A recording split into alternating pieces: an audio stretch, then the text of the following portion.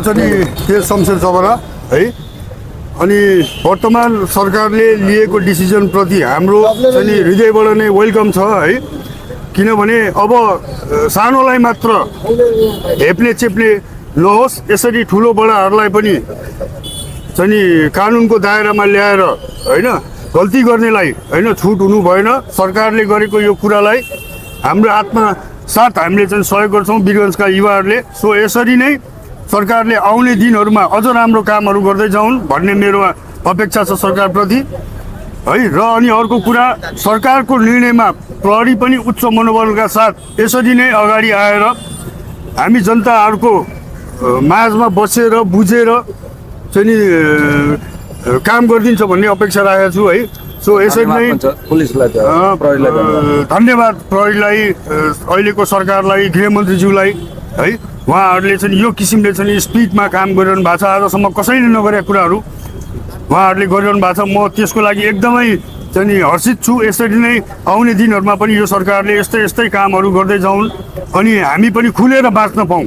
सबैभन्दा पहिला है खुलेर बाँच्न पाऊँ, हाम्रो परिवारहरू चाहिँ नि खुलेर हाँसेर बस्न पाओस् होइन। धेरै दबाब र प्रभावमा बसेको मान्छे हो हामी होइन। त्यसैले अब चाहिँ नि यो सरकारबाट चाहिँ एउटा के अनुभूति भएको छ भने अबको सरकारमा चाहिँ त्यस्तो किसिमको हुँदैन जस्तो लागिरहेको छ।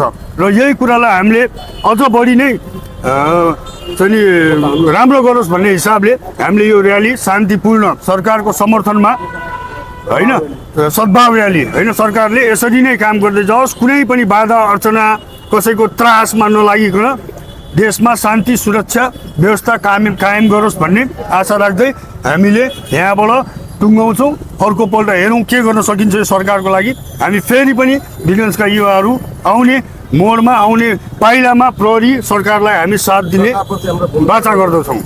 यस्तो छ कि अहिलेसम्म कुनै पनि काण्ड या कुनै पनि काममा चाहिँ प्रशासन यो सरकारहरू चाहिँ मिल्दोमत्तोमा चाहिँ ठुलो माछाले समात्ने नहुने, सानो सानो जनताले दुःख दिने यस्तो कामको चाहिँ अहिले चाहिँ जुन नयाँ यो परिवर्तन आएको छ, यो परिवर्तनमा चाहिँ जसलाई पनि जो पनि दोषी भयो भने त्यसलाई चाहिँ कारबाही हुन्छ भनेर यो जुन नागरिक सरकारको जुन अनुभूति भएको छ जनतालाई, यो यसको चाहिँ सधैँ साथ रहन्छ र यस्ता जो पनि सरकार आयो भने राम्रो काम गरेको चाहिँ समर्थन रहन्छ भने युवाहरूको तर्फबाट यो एउटा र्याली निकाल्यो। तपाईहरुले एमालेको कतै विरोध गर्नुभएको छैन नि? उहाँहरुले 3 दिनदेखि प्रतिकार जुन आफ्नो प्रदर्शन गर्नु भइरहेछ, उहाँहरुको विरोध गर्नुभएको छैन नि? हैन, त्यस्तो केही पनि छैन। यो कुनै प्रतिशोध र त्यो कसैको प्रतिकारको यो हामी चाहिँ र्याली होइन।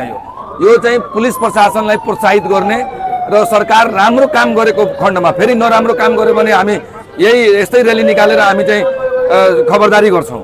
यस्तो होइन कि त्यो कुनै पार्टीको र कसैको विरोधमा गरे त्यस्तो होइन।